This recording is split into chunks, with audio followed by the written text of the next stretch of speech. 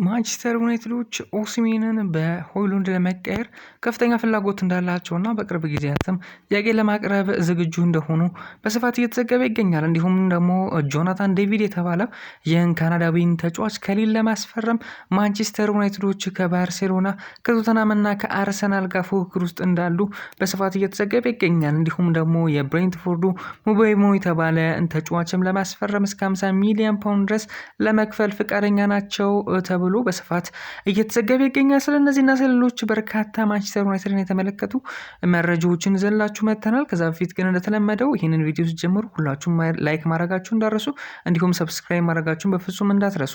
የመጀመሪያ መረጃችን የሚሆነው ከማንቸስተር ዩናይትድ ቤት ሊለቁ የሚችሉ ተጫዋቾችን የተመለከተ መረጃ በማድረስ ነው። የመጀመሪያ መረጃችን የሚሆነው ክሪስቲያን ኤሪክሰን ይመለከታል። ይህ ዴንማርካዊ ተጫዋች በማንቸስተር ዩናይትድ በክረምቱ የዝውውር መስኮት ይሸጣሉ ተብሎ ከሚጠበቁ 3 ወይም 4 ተጫዋቾች መካከል አንዱ መሆን ችሏል። እንግዲህ የዴንማርካዊ ተጫዋች እንደ ካስሜሮ እንዲሁም ደግሞ ማይኖ እነዚህ ተጫዋቾች ሶስቱ ተጫዋቾች በክረምቱ የዝውውር መስኮት ከማንቸስተር ዩናይትድ ይለቃሉ ተብሎ የሚጠበቁ ተጫዋቾች ናቸው። በተለይ ማይኖ እንግዲህ ከነዚህ ከሁለቱ በተለየ መልኩ የተለየ ዝውውርን ያደርጋል ተብሎ ይጠበቃል። ምክንያቱም ደግሞ ማንቸስተር ዩናይትድ ኮንትራት አቅርቦለት ኮንትራቱን አልፈረመም ማለቱ ይታወሳል። ዋነኛ ምክንያቱ ደግሞ ደሞዝ ነው። ከፍተኛ ሆነ ደሞዝን እየጠራ ነው የሚገኘው።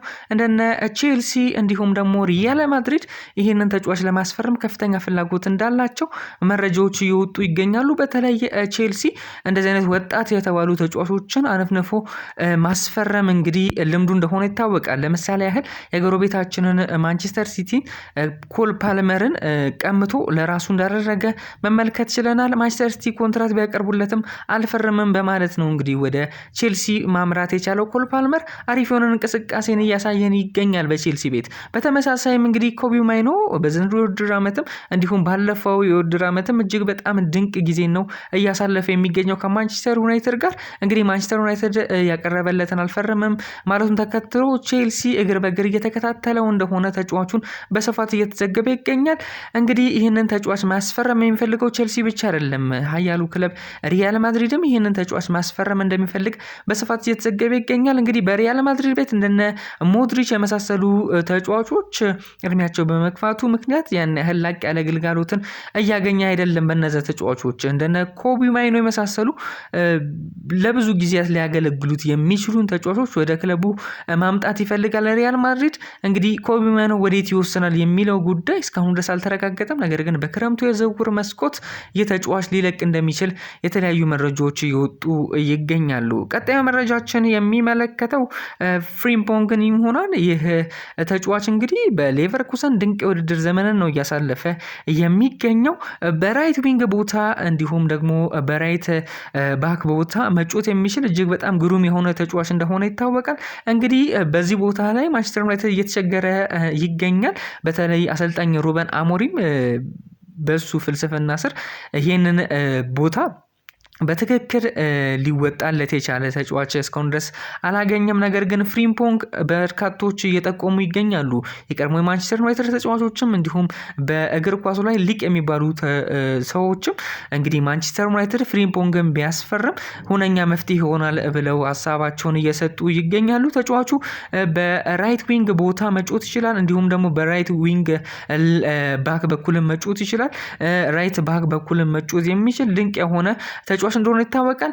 ፍጥነቱ እንዲሁም ድሪብሉ ቻንሶችን ክሬት ማድረጉ እጅግ በጣም እያስወደሰው ይገኛል። በተለይ በኔዘርላንድ ብሔራዊ ቡድን አሪፍ እንቅስቃሴ ነው የሚያሳየው። በሌቨርኩሰንም በተመሳሳይ ያምናው ቻምፒዮን መሆን የቻለው ሌቨርኩሰን እንግዲህ ብቃቱ መመልከት ችለናል። በዛ ቡድን ስር በዣቪ አሎንሶ ስር እጅግ በጣም ድንቅ ከነበሩ ተጫዋቾች መካከል አንዱ እንደነበረ ይታወቃል። ፍሪምፖንግ እንግዲህ ማንቸስተር ዩናይትድ ይህንን ተጫዋች በክረምቱ የዝውውር መስኮት እንዲያስፈርሙ በርካቶች ሀሳብ አስተያየታቸውን እየሰጡ ይገኛሉ። እናንተስ ምን ታስባላችሁ? ይህ ተጫዋች ወደ ማንቸስተር ዩናይትድ ቢመጣ አሪፍ ነው ብላችሁ ታስባላችሁ? በኮሜንት ላይ አሳውቁኝ። ቀጣዩ መረጃ የሚሆነው ዣቪ ሲሞንን ይመለከታል። የኔዘርላንዳዊ ተጫዋችም በማንቸስተር ዩናይትድ በጥብቅ የተፈለገ እንዳለ ነው እየተዘገበ የሚገኘው። እንግዲህ በዚህኛው የውድድር ዘመን ወይም በክረምቱ የዝውውር መስኮት ነበረ ወደ አርቢ ሌፕዚግ ቋሚ አድርጎ ዝውውሩን መፈረም የቻለው። በውሰት ነበረ ያለፈውን ውድድር ዘመን ማሳለፍ የቻለው የቻለው በአርቢ ላይፕዚግ ከፒኤስጂ ማለት ነው። እንግዲህ በክረምቱ የዝውውር መስኮት ግን ይህንን ተጫዋች በቋሚነት ማስፈረማቸው ይታወሳል። አርቢ ላይፕዚጎች እንግዲህ ከአርቢ ላይፕዚግም በተመሳሳይ አርቢ ላይፕዚግ ቋሚ ሲያደርገው በፊት የዚህን ተጫዋች ኮንትራት ማንቸስተር ዩናይትድ ተጫዋቹን እንደሚፈልገው በርካታ ጊዜ ትገልጽላችሁ ነበር። በተለይ በክረምቱ የዝውውር መስኮት ይህንን ተጫዋች ማንቸስተር ዩናይትድ ማምጣት እንደሚፈልግ ፕሮግራም ስራላችሁ ነበረ። እንዲሁም በተመሳሳይ በዚህኛው ክረምቱ የዝውውር መስኮትም ማንቸስተር ዩናይትዶች አርቢ ላይፕዚግ ይህንን ተጫዋች ለማስፈረም ፍላጎት እንዳላቸው በስፋት እየተዘገበ ይገኛል። እስከ 50 ሚሊዮን ፓውንድ ድረስ መክፈል አለባቸውም ነው እየተባለ የሚገኘው። ይህንን መረጃ ይዞ የወጣው ሜል ስፖርት የተባለው ታማኙ የእንግሊዝ ጋዜጣ ሲሆን እንግዲህ ማንቸስተር ዩናይትዶች ይህንን ተጫዋች ማስፈረም እንደሚፈልጉ በስፋት እየተዘገበ ይገኛል። ቀጣዩ መረጃችን ደግሞ ብሬዝዌትን ይመለከታል። ይህ ተጫዋች በኤቨርተን ቤት ድንቅ ጊዜ ነው እያሳለፈ የሚገኘው። በባለፈው የክረምቱ የዝውውር መስኮት እንደ ዣቪ ሲሞንስ ሁሉ በተለይ በክረምቱ የዝውውር መስኮት ባለፈው ማለት ነው በተዘጋው ይህንን ተጫዋች ለበርካታ ጊዜያት ለበርካታ ወራት ያህል ስሙ ከማንቸስተር ዩናይትድ ጋር ሲነሳ ነበር። ነገር ግን ማንቸስተር ዩናይትድ እስከ 70 ሚሊዮን ፓውንድ ድረስ ክፈል የተባለውን ገንዘብ ባለመክፈሉ ምክንያት እንግዲህ ተጫዋቹ በኤቨርተን ቤት እንደቆየ ይታወቃል። በዚህኛው የክረምቱ የዝውውር መስኮት ግን እንደነ ሌኒ ዮሮ እንዲሁም ደግሞ ዲሊት የመሳሰሉ ተጫዋቾችን ያስፈረመው ማንቸስተር ዩናይትድ ይህንን ተጫዋችን በማስፈረም በድጋሚ አጠናክረዋለሁ እያለ ይገኛል። የተከላካይ መስመሩን ይሳካለት ይሆን አብረን የምንመለከት ይሆናል። ነገር ግን እንደባለፈው የክረምቱ የዝውውር መስኮት አሁንም ኤቨርተኖች 70 ሚሊዮን ፓውንድ እየጠየቁ አይደለም፣ እስከ 50 ሚሊዮን ፓውንድ ድረስ ለሚከፍል ማንኛውም ክለብ ይህንን ተጫዋች የመሸጥ ፍላጎት አላቸው ነው እየተባለ የሚገኘው። ማንቸስተር ዩናይትድም ያንን ይከፍላል ወይ የሚለውን አብረን የምንመለከት ይሆናል። ቀጣዩ መረጃችን ደግሞ ጆብ ቤሊንግሃምን ይመለከታል። የጁድ ቤሊንግሃም ታናሽ ወንድም የሆነው የ19 ዓመት ተጫዋች በአሁኑ ሰዓት ላይ በሰንደርላንድ ነው የሚገኘው። ማንቸስተር ዩናይትድ እንዲሁም ሌሎች በርካታ ክለቦች ይህንን ተጫዋች ለማስፈረም ፍላጎት እንዳላቸው የተዘገበ ይገኛል። በቻምፒዮንሺፕ ነው እየተጫወተ የሚገኘው።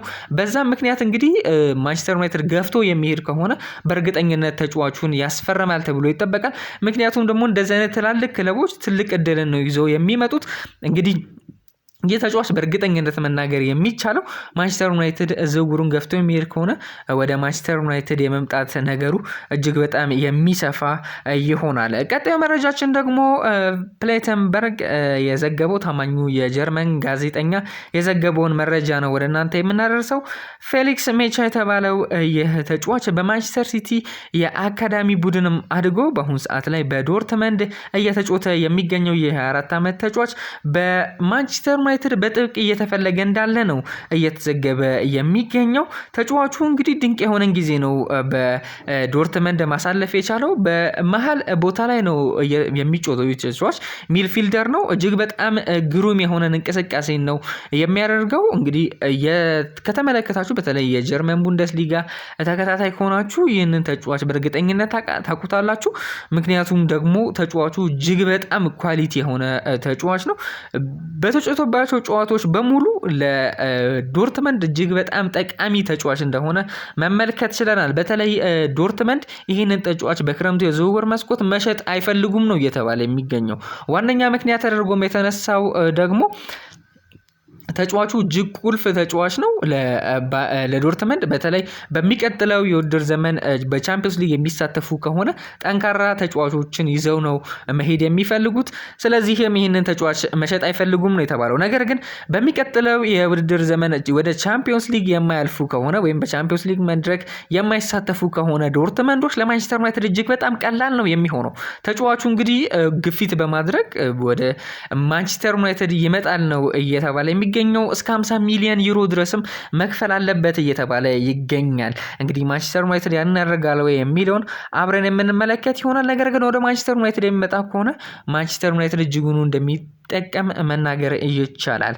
ቀጣዩ መረጃችን የሚሆነው ደግሞ ቪክቶር ኦሲሜንን ይመለከታል። ይህ ናይጄሪያዊ ተጫዋች በናይጄሪያ ብሔራዊ ቡድን በአሁኑ ሰዓት ላይ በአፍሪካ ዋንጫ ማጣሪያ አሪፍ የሆነውን ጊዜ እያሳለፈ ነው የሚገኘው። በባለፈው ጨዋታ ከሩዋንዳ ጋር ጨዋታውን በማድረግ 2 ጎሎችን ማስቆጠር ችሏል። እንዲሁም ደግሞ በጋላታሳራይ እጅግ ግሩም የሆነ ጊዜ ነው እያሳለፈ የሚገኘው።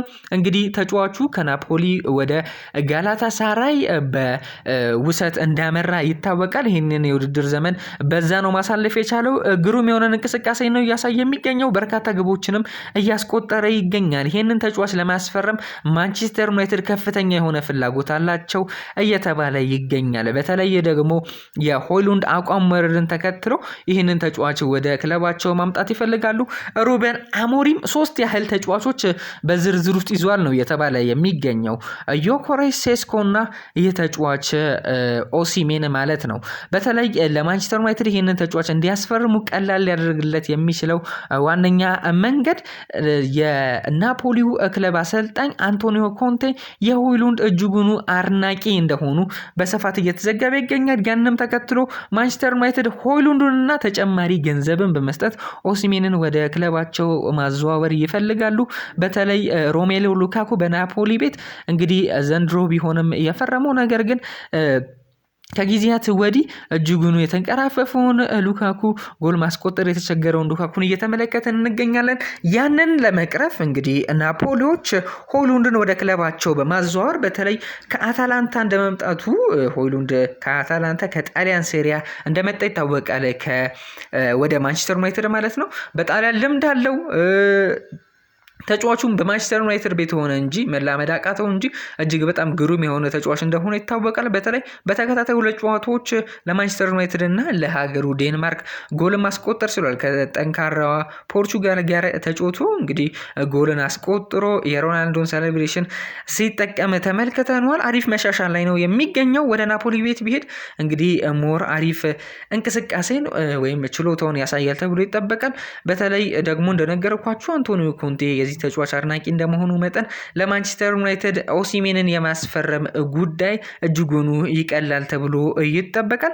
ቀጣዩ መረጃችን የሚሆነው ደግሞ ሙቤሞን ይመለከታል። የካሜሮናዊ ተጫዋች ማንቸስተር ዩናይትዶች እየፈለጉት እንዳለ እየተዘገበ ይገኛል።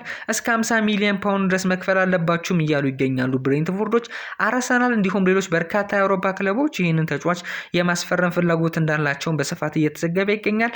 ነገር ግን ተጫዋቹ ምርጫው ማንቸስተር ዩናይትድ ሊያደርግ ይችላል። በተለይ በዚህኛው ውድድር ዘመን በአውሮፓ ሊጎች የሚሳተፍ ከሆነ ማንቸስተር ዩናይትድ ዋነኛ ምርጫው ሊሆን የሚችለው ማንቸስተር ዩናይትድ ነው እየተባለ ይገኛል። ቀጣዩ መረጃችን ጆናታን ዴቪድ የተባለውን ካናዳዊን ተጫዋች ይመለከታል። ይህ ተጫዋች እንግዲህ በአጥቂ ስፍራ ላይ የሚጫወት ተጫዋች ሲሆን በሊል ነው የሚገኘው።